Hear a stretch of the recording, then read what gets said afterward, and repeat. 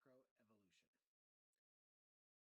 We looked at Darwin, the evidence for common descent, evolution, what we look for. We looked at the specific principles that incorporate what microevolution is, Hardy-Weinberg equilibrium, a mathematical change in allele frequency that can occur with certain situations. That leads us into macroevolution. And if microevolution is on a small scale, thousands of years, tens of thousands of years, macroevolution is even greater than that. With macroevolution, it is only observed within a fossil record. In terms of, let's say, 1,000 years, that is a long time, but we can still have some firsthand accounts. Okay, anything greater than a handwritten account of some person actually seeing the creature, interacting with the creature, then we tend to think of it as macro in scale. Micro, there's some kind of seen aspect of it, interaction with it. Okay. And with macroevolution, we are looking at the whole totality. We are not looking at a certain segment of a population here and how we create a different species between roundworms and flatworms.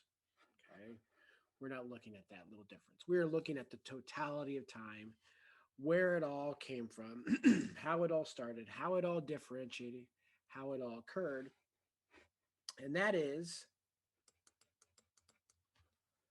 over a very long period of time that generally people don't live 3.8 billion years old to see these changes, to document these changes. When it comes to microevolution, it's the basic same stuff.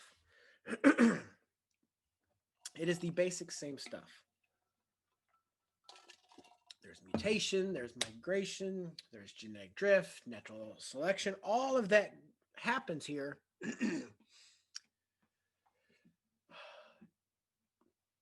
Just on steroids.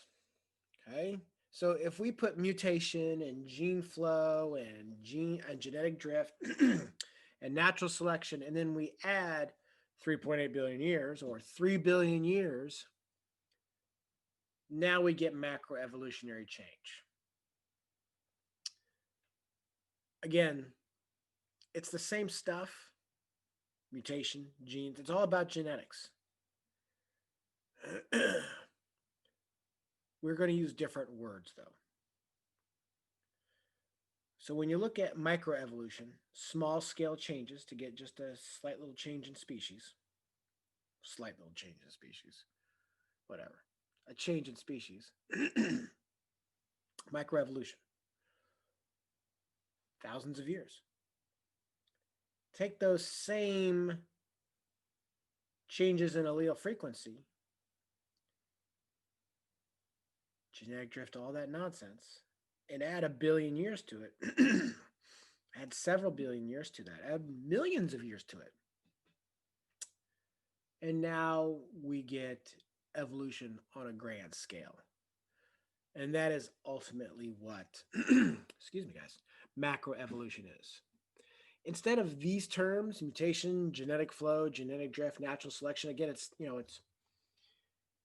it's hard for that. We have to do a lot of digging. We have to look at a lot of fossils, look at sedimentation, find out different isotopes that were in the air at the time that would suggest various different foliage, environmental conditions for certain types of foliage, looking at fossil records, checking out the teeth, if they were able to get anything else survived from that era within their gut, doing an analysis of that.